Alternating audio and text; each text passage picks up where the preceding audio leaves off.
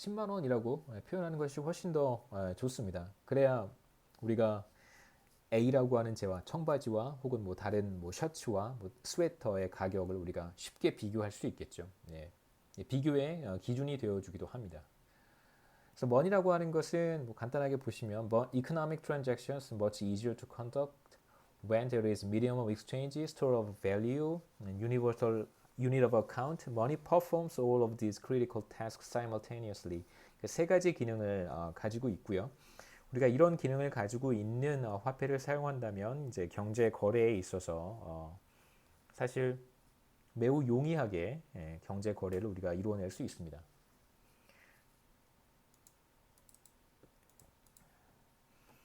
화폐 유형이라고 뭐 잠깐 우리가 사실 이제 화폐에 대한 역사라든가 뭐 근본위 제도 뭐 이런 이야기들 좀 하면 사실 더 재미있을 수 있는데 우리한테 이렇게 시간이 많지가 않습니다.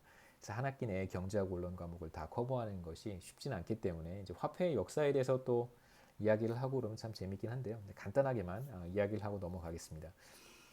저도 몰랐는데 우리 교과서에 보니까 페이퍼 머니가 기원 후 1000년경에 그러니까 뭐 1000년경에 이제 중국에서 제일 먼저 고안이 되었다고 합니다. 물론 이제 다 아시겠지만 다양한 형태의 이제 화폐가 머니가 존재했던 것은 사실이죠. 뭐 금화를 사용하기도 하고 은화를 사용하기도 하고 다양한 형태의 우리가 화폐를 사용을 했었습니다. 이제 이런 페이퍼 머니가 비교적 근대 경제에 들어와서 많이 채택이 됐는데요. 뭐 실버, 골드 이런 것들이 이제 과거에는 사용이 되었겠죠. 사실 페이퍼 머니는 그 자체의 가치가 없어 보이지만 사실 가치를 갖는다고 사람들이 믿기 때문에 가치를 갖는 것입니다. 물론 예전에는 금본위 제도 하에서는 중앙은행이 화폐를 발행을 하면서 그거에 상응하는 가치의 금을 보유하고 있었어요. 그러니까 2차 세계대전 이후에 이제 사실 미국이 승전국이었었죠. 그리고 전쟁 배상금을 이제 금의 형태로 전쟁 배상금 같은 것들을 이제 받으면서 상당히 많은 전 세계에 아마 가장 많은 금을 보유한 국가가 2차 세계대전 이후에 미국이었다고 합니다. 그래서 이 상당히 많은 금을 토대로 해서 달러를 발행을 하기 시작했는데 그때 당시에는 금본위 제도라고 하는 것이 일정한 금액의 달러를 가지고 오면 금이랑 바꿔주는 거였어요. 금 몇 온스와 그 달러 얼마가 이제 교환이 되는 그런 시스템이었었습니다. 이제 결국은 이제 그런 시스템을 포기했고요. 더 이상 미국 달러를 가지고 있다고 해서 미국 중앙은행이 금으로 바꿔주지는 않습니다. 그게 이제 금본위 제도가 사실상 끝나게 된 계기이고요. 그래서 우리가 사용하는 모든 화폐는 근대 경제, 현대 경제에서 우리가 사용하는 모든 화폐는 그 어떤 그러니까 중앙은행이 발행을 하지만 그 어떤 실물 경제도 백업해주지 않아요. 물론 우리가 사용하는 화폐가 그 가치를 갖고 있기 때문에 그렇게 믿는 것이죠. 믿고 있기 때문에 통용되는 것이지 화폐 자체가 본질적으로 가치를 갖고 있지는 않습니다. 그러니까 화폐가 여기서도 이제 그렇게 표현을 했는데요. 화폐가 가치를 갖는 이유는 다른 사람들이 가치를 갖는다고 믿기 때문에 그리고 그것을 거래의 어떤 과정에서 받아주기 때문에 사실 그 가치를 갖는 것이지 어느 날 순간 모든 사람들이 화폐가 가치가 없다고 믿게 되면 예를 들면 이런 것입니다. 이제 한국이 더 이상 원화, 우리 세종대왕이죠. 이 원화를 사용하지 않고 이제부터는 달러를 쓰겠다라고 정부가 공표를 하면 선언을 하면 바로 그 순간부터 우리가 가지고 있는 모든 원화는 그 가치가 사라지는 거예요. 그 어떤 실물도 이 화폐를 백업하고 있지 않습니다. 자, 이러한 화폐를 우리가 피엣 머니라고 하는데요. 이제 피엣 머니가 바로 불태환 화폐라는 뜻을 갖고 있습니다. 그러니까 실제로 어떤 다른 실물 자산과 교환할 수 없는 그런 화폐라는 뜻인데요. 금본위 제도가 사실상 끝나면서 달러를 금으로 바꿔줄 수 없는 그 이후의 화폐를 우리가 피엣 머니라고 하고요. 그러니까 태환이 불가능한 금으로 바꿔주는 교환이 사실상 불가능한 화폐를 우리가 피엣 머니라고 합니다. 그래서 실제로 정부가 한국 정부도 그렇고 미국 정부도 그렇고 이제 우리는 이러한 화폐를 사용하겠다라고 이제 공표를 한 거잖아요. 그렇기 때문에 사실상 원화가 그 가치를 갖는 것이지 금이나 은과 같은 어떤 실물 자산이 그 뒤에서 이 화폐의 가치를 백업하고 있지 않습니다. 그러한 화폐를 우리가 fiat money라고 부르는 거예요. 그러니까 사실상 현대 경제에서 거의 대부분의 국가들이 다 fiat money를 채택하고 있습니다.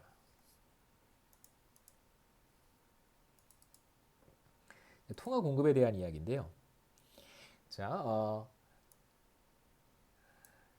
그 얼마만큼의 화폐를 보유할 것인가는 사실 개인의 선택의 문제라고 할 수 있습니다.